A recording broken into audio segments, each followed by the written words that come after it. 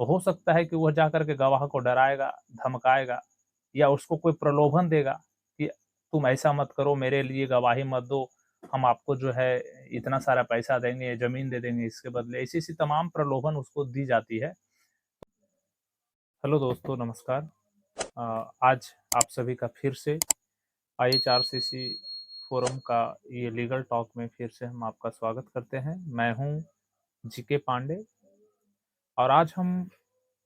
कानून से संबंधित एक अन्य महत्वपूर्ण तथ्यों के बारे में चर्चा करेंगे आप सबसे, जो कि काफ़ी महत्वपूर्ण होने वाला है आज का सेशन। यानी हम लोग आज का सेशन जो है, ये उन लोगों के लिए भी है जो पुलिस ऑफिसर्स हैं, जो एडवोकेट हैं या आम नागरिक हैं। आज हम बात करने जा रहे हैं भारतीय नागरिक सुरक्षा संहिता यानी BNSS का सेक्शन 35 के बारे में। तो BNSS का सेक्शन 35 कहता क्या है कि 35 ये जो है चैप्टर 5 में दिया हुआ है। BNSS का चैप्टर 5 में कि चैप्टर 5 में गिरफ्तारी से संबंधित बातें कही गई है कि कब जो है पुलिस किसी को बिना वारंट के गिरफ्तार कर सकती है और कब नोटिस भेज सकती है गिरफ्तार करने से पहले। तो हम गिरफ्तार करने से पहले वाला सेशन जो है इसके बाद करेंगे। पहले आज हम समझते हैं, पूरे ध्यानपूर्वक समझेंगे और वीडियो में अंत तक बने रहेंगे, तभी ये सारी चीज़ें। और ये जो मैं बता रहा हूँ ये काफ़ी लोगों को कन्फ्यूजन वाला सिस्टम है। ये जो टॉपिक है अक्सर लोग कन्फ्यूज में रहते हैं। तो आज हम बात करके एक-एक बिंदु पर, हो सकता है वीडियो लंबा हो जाए, हो सकता है 2 पार्ट में बनाना पड़े। हम देखते हैं कि कहाँ तक समझ पाते हैं चीज़ों को और कहाँ तक हम पहुँच पाते हैं इस सेशन में, क्योंकि थोड़ा-सा लंबा ये चैप्टर है। तो चैप्टर में ये 35 सेक्शन जो है ये भी थोड़ा-सा लंबा है। तो चलिए बिना देर किए हम आज की टॉपिक पे आते हैं। तो आज का हमारा टॉपिक है सेक्शन 35 ऑफ BNSS। इसमें कहा गया है कि पुलिस कब आपको बिना वारंट के गिरफ्तार कर सकती है। काफ़ी महत्वपूर्ण मुद्दा है कि पुलिस कब आपको बिना वारंट के गिरफ्तार कर सकती है। और ये बात जो है सेक्शन 35 ऑफ BNSS में यानी भारतीय नागरिक सुरक्षा संहिता का धारा 35 में बताया गया है। तो धारा 35 में का जो सब सेक्शन 1 है, जिसमें कहता है कि यदि आप पुलिस ऑफिसर की उपस्थिति में कोई संज्ञेय अपराध कारित करते हैं, तो सबसे पहले जो बात कही गई है कि पुलिस कब आपको बिना वारंट के गिरफ्तार कर सकती है। एक, जब पहला जो उसके जो क्लॉज 1 सब क्लॉज 1 में जो दिया हुआ है कि यदि आप पुलिस की उपस्थिति में कोई संज्ञेय अपराध कारित करते हैं, तो पुलिस आपको बिना वारंट के गिरफ्तार कर सकती है। इसको ध्यान में रखेंगे। इसके बाद जो दूसरा बात कहा गया है, सबसे महत्वपूर्ण बात है जिसको हम लोग समझेंगे कि कोई ऐसी कंप्लेंट,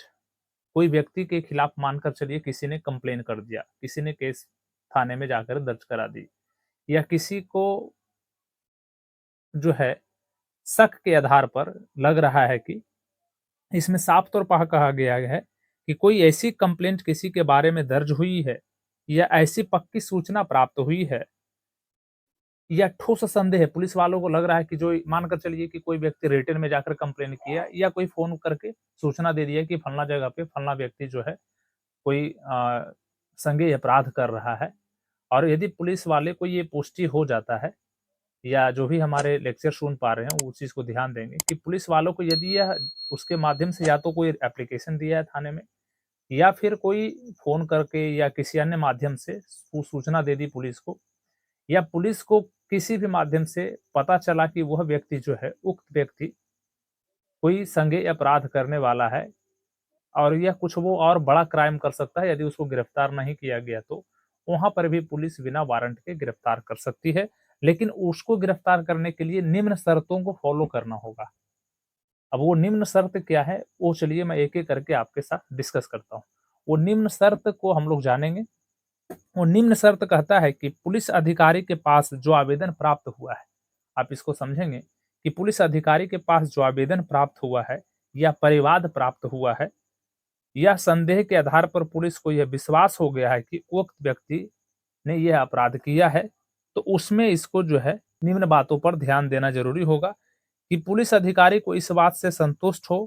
गया कि गिरफ्तारी ज़रूरी है, तभी वो गिरफ्तार करेंगे बिना वारंट का। यानी ऐसा नहीं है कि कोई फ़ोन कर दिया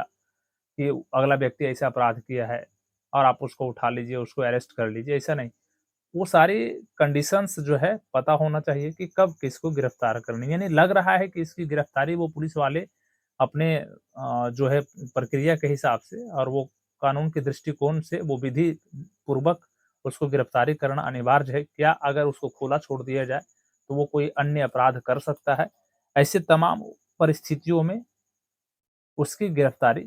की जा सकती है, वो भी बिना वारंट के। उसके बाद का जो अगला पॉइंट कहता है, जो गिरफ्तार करने के पूर्व ध्यान देने की योग्य है,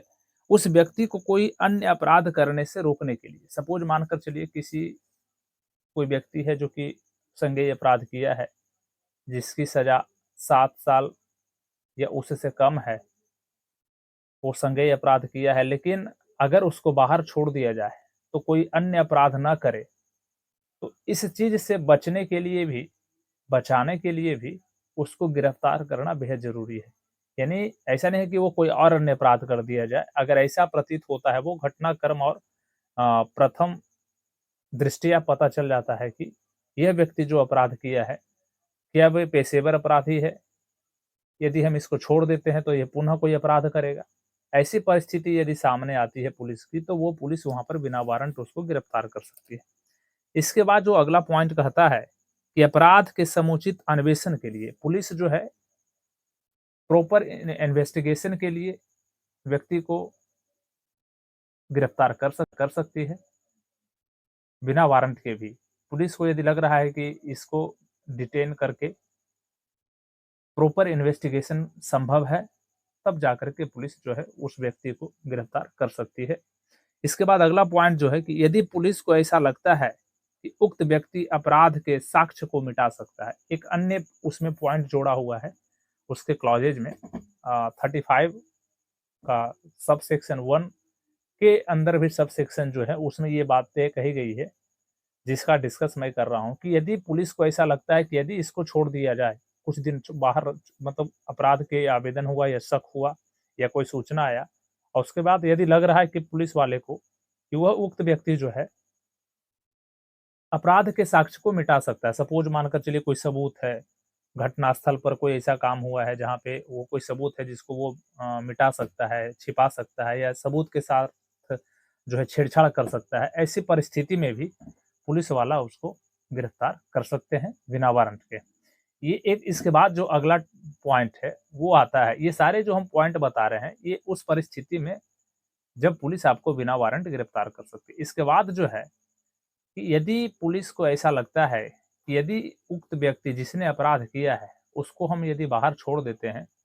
तो जो गवाह है, जो जिसको हम गवाह होता है, एक सबूत और गवाह में अंतर ये होते हैं कि सबूत कोई ऑब्जेक्ट होता है, कोई वस्तु हो सकता है और गवाह जो होता है कोई विटनेस होता है, जिस वो आई विटनेस भी हो सकता है। मान के चलिए कि यदि हम उस उक्त व्यक्ति को बाहर छोड़ देते हैं, उक्त व्यक्ति को बाहर छोड़ने के बाद यदि जो गवाह है या वैसे व्यक्ति जो उसके घटनाक्रम को देखा है, तो हो सकता है कि वह जाकर के गवाह को डराएगा, धमकाएगा या उसको कोई प्रलोभन देगा कि तुम ऐसा मत करो, मेरे लिए गवाही मत दो, हम आपको जो है इतना सारा पैसा देंगे, ज़मीन दे देंगे इसके बदले। ऐसी-ऐसी तमाम प्रलोभन उसको दी जाती है। तो या फिर उसको धमकाया जाता है, गवाह को देखते हैं कभी-कभी धमकाया भी जाता है। तो ऐसा ना करे वह व्यक्ति, इसलिए पुलिस उसको बिना वारंट के भी गिरफ्तार कर सकती है। तो ये महत्वपूर्ण चीज़ें हैं जो आपको जानने हैं। इसके बाद अगला जो है, यदि पुलिस को लगता है कि उक्त व्यक्ति जिसने अपराध किया है उसके यदि साथ पर न्यायालय बुलाने की उपस्थिति में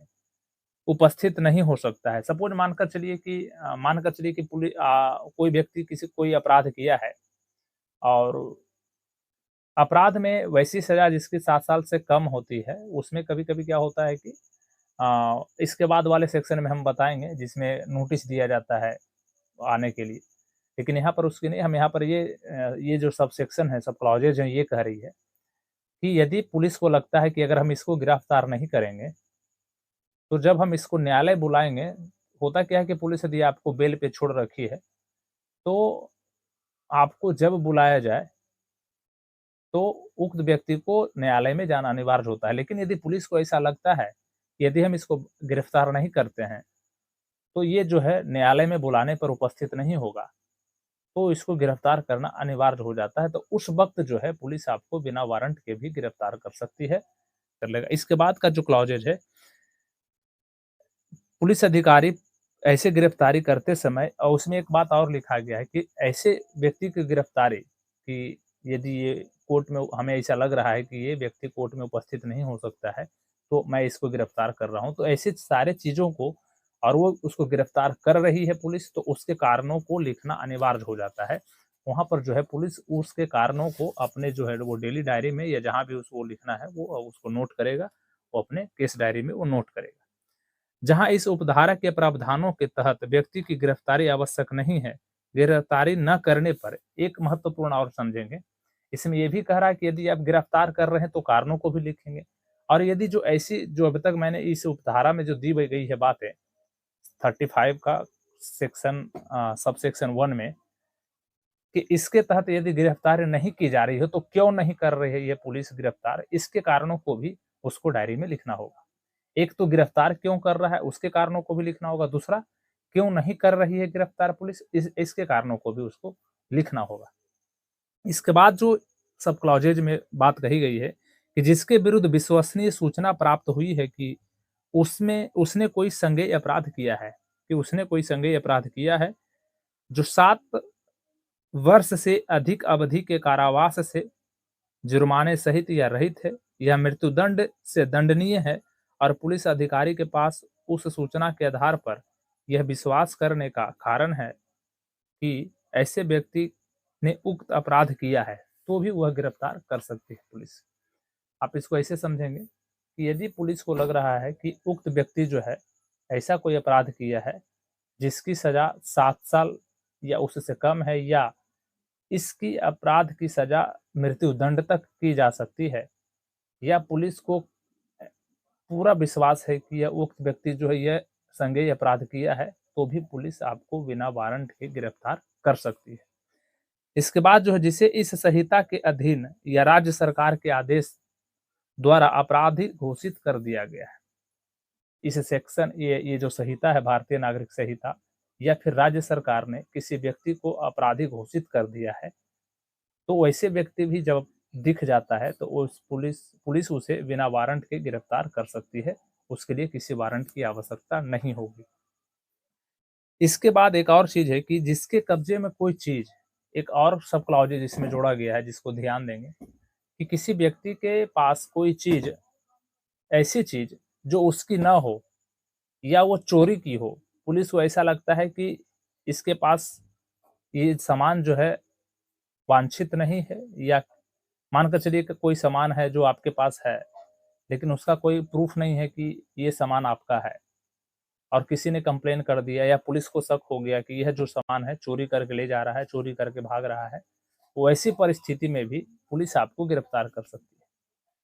तो इसलिए ये बात भी है कि चोरी का सामान यदि आपके यहाँ पाया जाता है और आप वह सामान आपका नहीं है, तो पुलिस उस वक़्त आपको बिना वारंट के गिरफ्तार कर सकती है। तो यदि पुलिस को शक भी हो गया तो पुलिस आपको गिरफ्तार कर लेगी। ऐसी चीज़ों से आपको बचना है। इसके बाद अगला जो क्लॉज़ है वो कहता है कि जो किसी पुलिस अधिकारी को उसके कर्तव्य करते समय बाधा करता है, यानी मान कर चलिए कोई पुलिस ऑन ड्यूटी है कोई पुलिस वाला और उसको कार्य करने से रोका जा रहा है, उसको परेशान किया जा रहा है या अन्य कारणें भी हो सकते हैं, लेकिन उसके ड्यूटी में यदि बाधा आप करते हैं या किसी विधिपूर्ण अभिरक्षा से भाग निकलता है, मान के चलिए कोई कस्टडी में है और कस्टडी से भाग रहा है या भागने का प्रयास करता है, तो ऐसी परिस्थिति में भी पुलिस आपको गिरफ्तार कर सकती है। या आप किसी पुलिस वाले के काम में जो यदि पुलिस वाला ऐसा नहीं कि किसी को बेवजह मार रहा है तो आप उसको रोक रहे हैं तो उस वक़्त गिरफ्तार कर लेगी पुलिस, ऐसा नहीं है। पुलिस आपको तभी गिरफ्तार करेगी जब उसके आप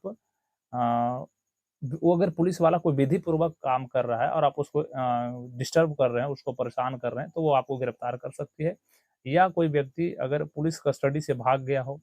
तो पुलिस गिरफ्तार कर सकती है या भागने का प्रयास कर रहा हो, तो भी पुलिस आपको गिरफ्तार कर सकती है, उक्त व्यक्ति को गिरफ्तार कर सकती है। इसके बाद जो अगला क्लॉज़ है कि जिसके बारे में उचित रूप से संदेह है कि वह संघ के किसी सशस्त्र बल का भगोड़ा है। मान कर चलिए कोई बहुत सारे सशस्त्र बल का संघ है अपने पास, अलग-अलग सेना के लोग हैं। उसमें से कोई किसी व्यक्ति को अगर वो यूनियन ने वो सशस्त्र बल का जो जैसे अनेक सारे पुलिस वाले के जो है बहुत सारे अलग-अलग पार्ट है, वो किसी ने उक्त व्यक्ति को भगोड़ा साबित कर दिया है कि उसको यह व्यक्ति जो है न्यायपूर्ण काम नहीं किया है। यह सेना के अपने देश के खिलाफ कोई ऐसा काम किया है सेना में रह करके, या ऐसी तमाम चीज़ें सेना में रह करके उसने ऐसा कोई कार्य किया है और वो उसे भगोड़ा साबित कर दिया गया है विभिन्न संघों के द्वारा, तो पुलिस उसको गिरफ्तार कर सकती है क्योंकि उस या इसके अलावा एक महत्वपूर्ण चीज़ और है जिसे आप याद रखेंगे, जो भारत एवं जो भारत से बाहर किसी स्थान पर किए गए किसी ऐसे कार्य में संलिप्त रहता है, जिसके विरुद्ध उचित शिकायत की गई है या विश्वसनीय सूचना प्राप्त हुई है या उचित संदेह प्राप्त विश्वास है, जो यदि भारत में किया जाता तो अपराध होता। मान कर चलिए कोई व्यक्ति है जो भारत से बाहर में है, लेकिन वो भारत का है और वह कोई ऐसा काम करता है जिसको करने पर अगर वो काम अगर भारत में करता तो पुलिस उसको गिरफ्तार कर सकती थी, पुलिस उसको कस्टडी में ले सकती थी। ऐसा काम यदि वो किया है और वो कहीं पकड़ा जाता है या पुनः यहाँ पर वापस आता है, तो वो भी उसको गिरफ्तार किया जा सकता है, पुलिस उसको बिना वारंट के गिरफ्तार कर सकती है। इसलिए इसमें साफ तौर पर आगे कहा गया है कि जो यदि भारत में किया जाता तो अपराध के रूप में जो है दंडनीय होता और जिसके लिए वह प्रत्यर्पण से संबंधित किसी कानून के अंतर्गत या अन्यथा भारत में पकड़ा जा सकता है या अभिरक्षा में उसको रखा जा सकता है, यानी कस्टडी में रखा जा सकता है। तो जो व्यक्ति भारत से बाहर ऐसे कार्यों को करता है, जो यदि वह भारत में करता तो दंडनीय अपराध होता है। ऐसे कार्यों को करने पर उस व्यक्ति को पुलिस बिना वारंट के भी गिरफ्तार कर सकती है। कुछ और हैं जिसको हम स्पष्ट करेंगे। जो रिहा किया गया सिद्ध दोष होते हुए, इसको समझेंगे अगले सब क्लॉजेस को, कि जो रिहा किया गया व्यक्ति है तथा सिद्ध दोष है, जिस पर दोष जो है साबित किया गया है कोर्ट के द्वारा किया जा चुका है, धारा 394 की उपधारा 5 के अधीन बनाए गए किसी नियम का उल्लंघन करता है तो भी पुलिस इसको बिना वारंट के गिरफ्तार कर सकती है। अब ये धारा 394 और इसका सब क्लॉज 5 क्या है हम इसको अलग से पढ़ेंगे, लेकिन शॉर्ट में बता दें आपको कि जो कोई व्यक्ति को होता क्या है कि वो किसी को दोषी न्यायालय ने किसी व्यक्ति को दोषी ठहरा दिया गया हो, तो होता क्या है कि उसके बाद वो छूट करके आता है बाहर, तो उसको अपने अब वो कहीं जाएगा तो भी पुलिस को सूचना देना होगा। वो अपने घर किराए पर छोड़ करके दूसरी जगह जा रहा है रहने के लिए तो भी पुलिस को सूचना देना होगा। ये अन्य कई शर्तें हैं जो 394 जो है बीएनएसएस के 394 के सब क्लॉज 5 में दिए हुए हैं। यदि उन नियमों में से कोई भी एक नियम का उल्लंघन यदि वो व्यक्ति करता है तो पुलिस उसको बिना वारंट के गिरफ्तार कर सकती है। इसके अलावा एक महत्वपूर्ण और चीज़ है कि जिसकी गिरफ्तारी के लिए किसी अन्य पुलिस अधिकारी ने लिखित या मौखिक अध्यादेश जो है उसको हम बोलते हैं अध्यपेक्षा। अध्यपेक्षा को अंग्रेजी में रिक्विजिशन बोला जाता है। यानी मानकर चलिए किसी पुलिस वाले को अपने से जूनियर को बोला कि जाकर के आप उक्त व्यक्ति को गिरफ्तार कर ले आओ। और यदि वह पुलिस वाले को यदि ऐसा लगता है कि उसकी गिरफ्तारी सुनिश्चित है और वो विधि पूर्वक कह रहे हैं, जो पुलिस वाले कह रहे हैं कि तो ऐसा नहीं कि कोई कह दिया तो जाकर के गिरफ्तार कर लिए। ये भी देखना होगा कि क्या वह व्यक्ति जो है, वह पुलिस वाले दूसरे पुलिस वाले को जो कह रहे हैं, तो जो पुलिस वाले कह रहे हैं, क्या वो विधि पूर्वक सही कह रहे हैं? क्या उस व्यक्ति की गिरफ्तारी सही है? अगर ऐसा है, तो और उस अपराध की गिरफ्तारी की जानी है और उससे यह आप समझेंगे कि उस अपराध या अन्य कारण का उल्लेख हो, जिसके लिए गिरफ्तारी की जानी है और उससे यह प्रतीत होता है कि अध्यपेक्षा जारी करने वाले अधिकारी द्वारा उस व्यक्ति को बिना वारंट के विधि पूर्वक गिरफ्तार किया जा सकता है। यानी पुलिस वाले जो कह रहे हैं क्या वो विधि पूर्वक है, उसको गिरफ्तार किया जा सकता है, तब पुलिस उक्त व्यक्ति को बिना वारंट के गिरफ्तार कर सकती है। तो ये केवल इतना जो मैंने बताया वो बीएनएसएस 35 का सब सेक्शन 1 में इतना, यानी 35 का 1 में इतनी बातें कही गई है कि पुलिस आपको बिना वारंट के कब गिरफ्तार कर सकती है। तो अगर ऐसे तमाम चीज़ों में कोई व्यक्ति इंडल्ज है, कोई शामिल है या कोई इस तरह के कार्य करता है, तो उसको पुलिस बिना वारंट के गिरफ्तार कर सकती है और ये सारी बातें जो पहले सीआरपीसी में थी, अब बीएनएसएस यानी भारतीय नागरिक सुरक्षा संहिता में है और पहले जो वो 40-41 सेक्शन में होता था, अब ये 35 का सबसेक्शन 1 है। इसके अलावा हम और सेक्शन के इसका डिस्कस करेंगे। तो जितने भी आप हमारे चैनल पर नए हैं, मैं चाहता हूँ कि अवेयरनेस के पॉइंट ऑफ व्यू से इस चीज़ों को आप लोगों में शेयर करें और जो भी हमारे चैनल पर हैं, अब तक बने रहने के लिए आप सभी का धन्यवाद और आप अपने लोगों के बीच में ये हमारी वीडियो अवश्य शेयर करें और चैनल को सब्सक्राइब करें। फिर मिलते हैं नए लीगल टॉक में, नए सेशन में, तब तक के लिए जय हिंद।